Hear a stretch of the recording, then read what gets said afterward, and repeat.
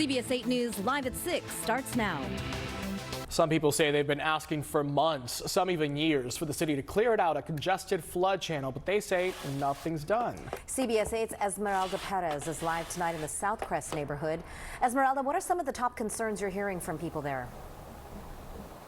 Yeah, well, I spoke to many people here in this neighborhood, and they have just a variety of concerns. They want to know when help is going to become available for them, and when their living situation is going to get better, and when they're going to be spending the night, where they're going to be spending the night. Now, I want you to take a look at what's behind me. It looks like someone's whole living room is just out in their front yard here. Now, earlier today, about 100 people all gathered here in this street on Beta.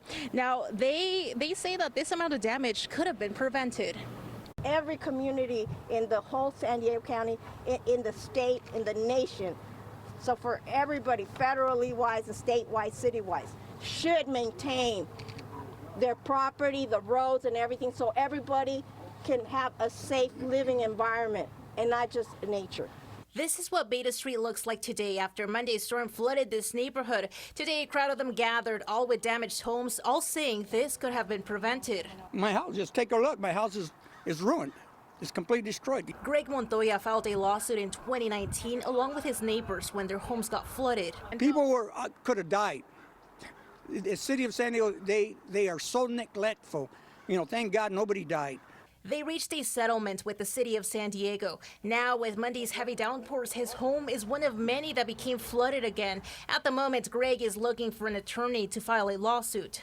Because I believe I can win because of the documentation that I have. CBS 8 reached out to the mayor's office for comment but have not heard back. Greg says he reached out to the city several times to get the storm channel near his home fixed.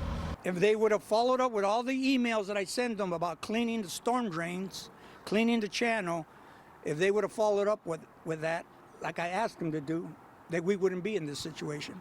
I spoke to attorney Evan Walker. He represented Greg and other people affected in the suits filed in 2019. He was in the neighborhood today to check out the damage and answer questions. He recommends those affected to do several things. Absolutely make the insurance claim, document the damage, and secondly, if you think that the city is responsible for what happened, understand that you could file a government tort claim. It just has to be filed within a certain period of time.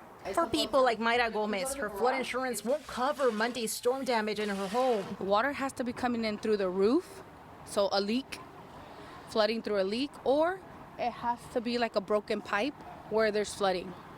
Any groundwater doesn't cover. As neighbors on Beta Street cleaned up, people handed out coffee, bread, and flowers. Claudia Moreno is one of those volunteers. She wasn't affected by the storm, but felt she had to do something to help. I can only imagine what these people went through. District 8 Councilmember Vivian Moreno represents this area. She spoke with people to see what resources they need. Big dumpsters, manpower, people to come out and help clean up, and also boxes.